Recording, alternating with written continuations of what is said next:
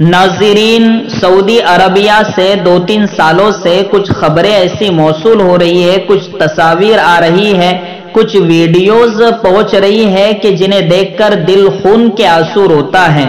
जब से शाह सलमान ने मोहम्मद को पावर सौंपी है, मोहम्मद बिन सलमान के हाथों में पावर आया है, उसके बाद से वो ऐसे बेतुके फैसले ले रहा है कि जो सऊदी अरबिया की शायान शान नहीं है।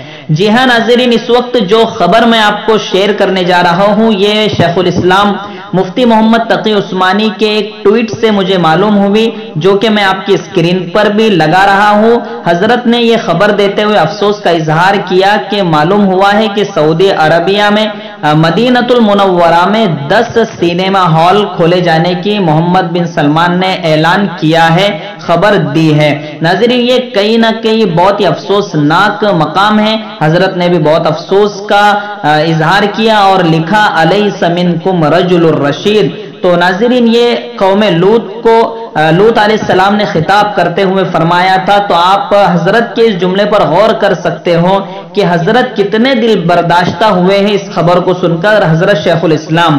तो वाकईतन इस वक्त ये कहा जा सकता है कि काबतुल्लाह और मदीनतुल मुनव्वरा महफूज हाथों में नहीं है, इसलिए मुसलमानों को इस पर आवाज उठाने की जरूरत है।